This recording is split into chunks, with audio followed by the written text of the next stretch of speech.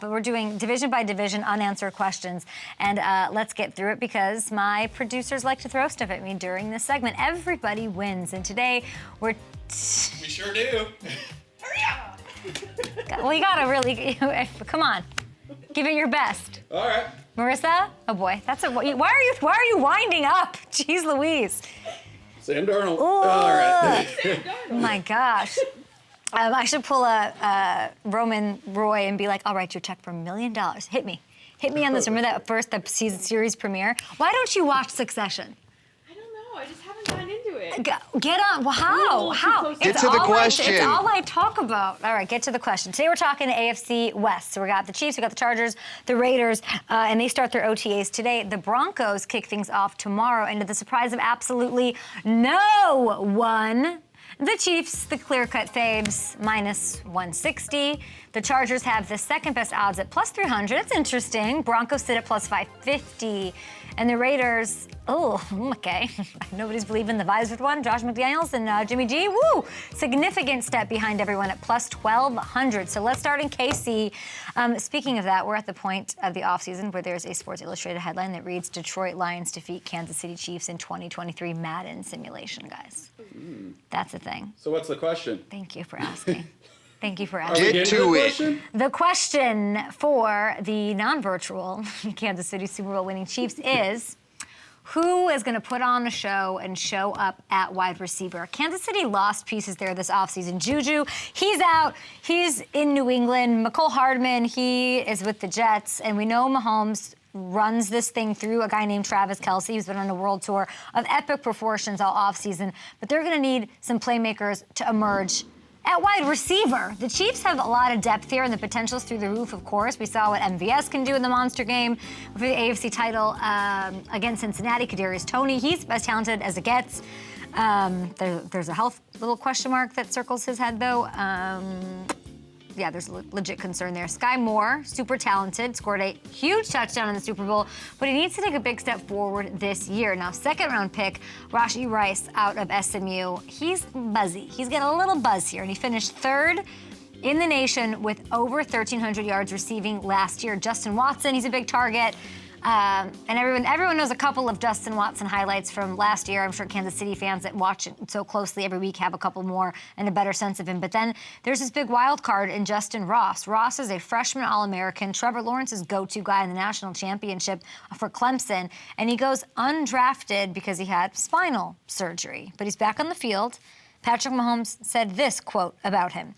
The talent is through the roof. He's gotten better and better, even though he wasn't active last year. He was in the building and got to see how we do things. I'm excited for him. That's some pretty lofty praise from the best quarterback in the National Football League right now. The Chiefs, I don't know how many receivers they have on their roster. 16. Marissa, how many dudes are on your roster? That's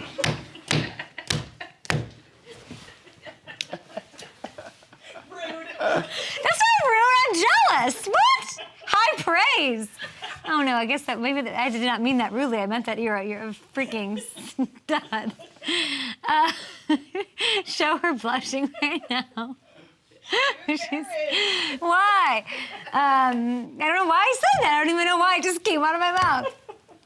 Okay, that's not even true. Okay, God. Though I wish it was true. I do. I said it. I wish it was true. Okay.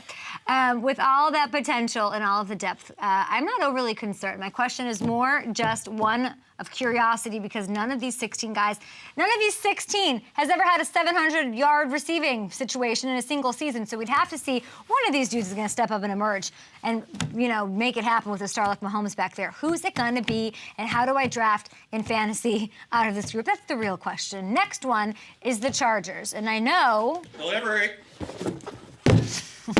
Get to the question. What is this? What are you wearing? I have questions. I certainly have questions. I'm wearing, according to Hamilton, I'm wearing green. Yeah. Okay. It's green. All right, we love it. Get to the question. Get to the question, Sounds good. though. What's in the box?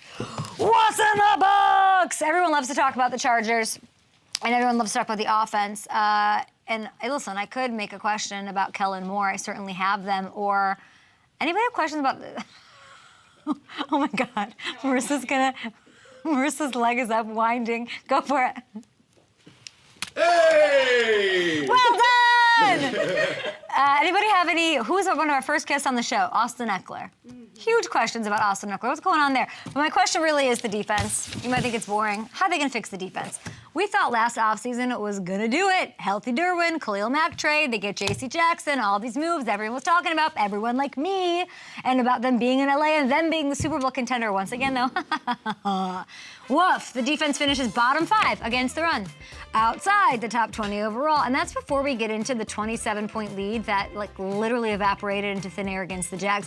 And I know there were some big injuries with Jackson missing most of the year, Joey Bosa missing a ton of time, but even with those guys, this didn't look like a dominant defense at any point, and that's a shame because they have all those superstars. So hopefully bringing in a proven veteran presence, a guy who sat here across from me and did not hit me with little paper balls, named Eric Kendricks, who just had a baby.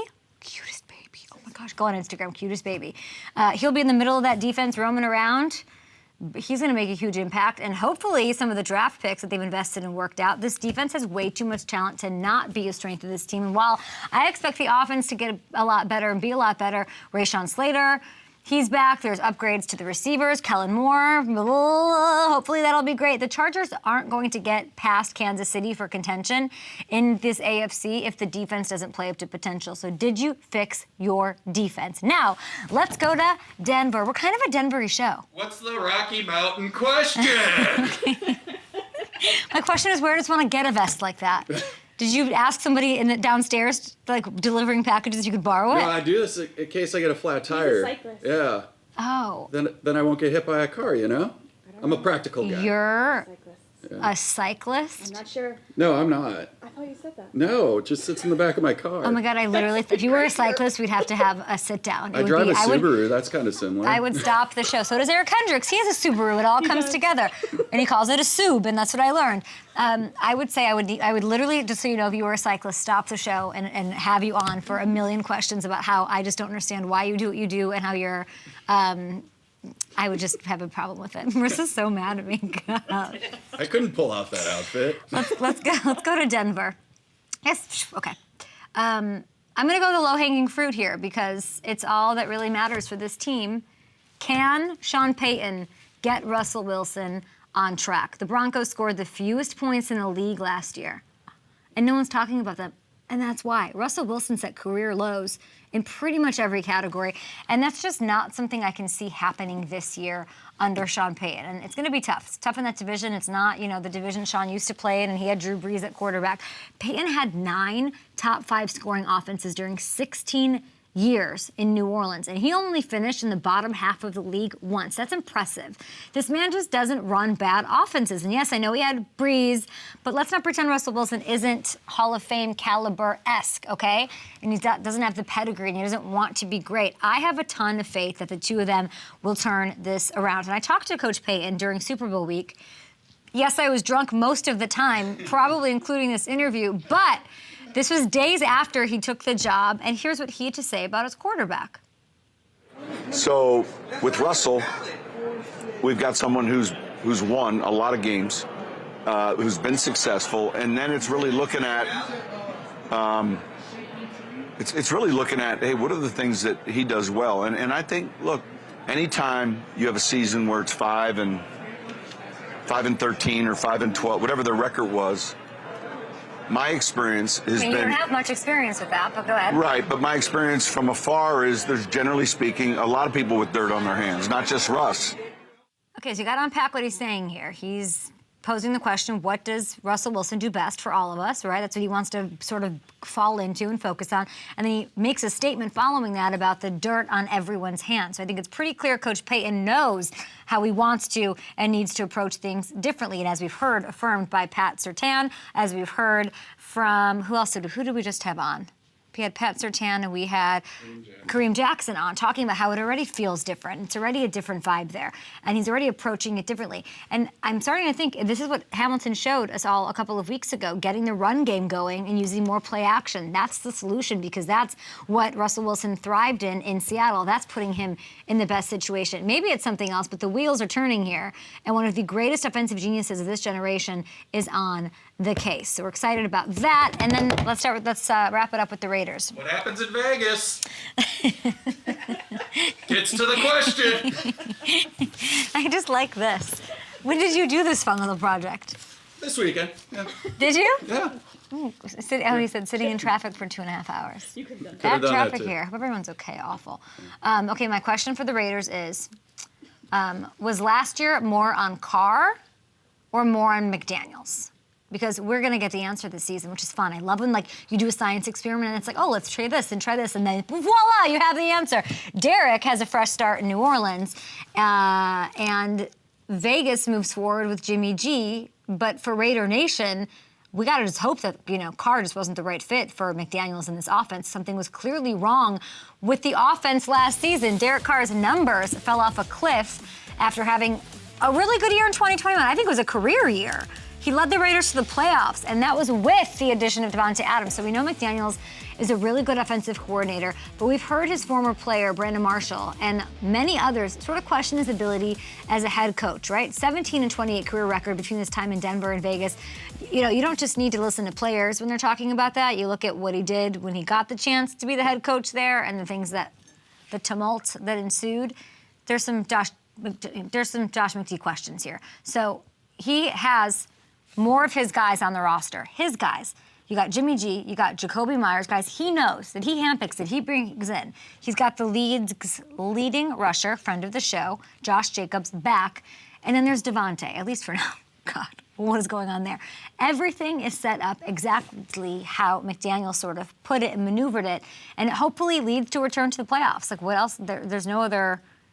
how could you go on if they don't do that? Silver and Black needs a playoff situation because there's just not many excuses if they don't, especially if Carr, at the same time as this is going on here in the AFC West, if Carr is thriving with DA in New Orleans, Michael Thomas healthy, all those things, they stay healthy and they get rolling, this is going to be horrifying for the Raiders if it doesn't pan out. I hope it will for them. It's going to be very interesting and a storyline to watch play out this season. I wish this Adams thing wasn't going on, but there'll be a ripple effect, one way or another. Okay, were those okay questions? Those are great questions. Did I get the questions wrong, guys? Let me know at Up and Adams Show. We are on a roll here. Coming up next, which NFL player do you think would score the most points in a standard NBA game? Rashad White tells us, and Darius Butler joins us all next. Go for it.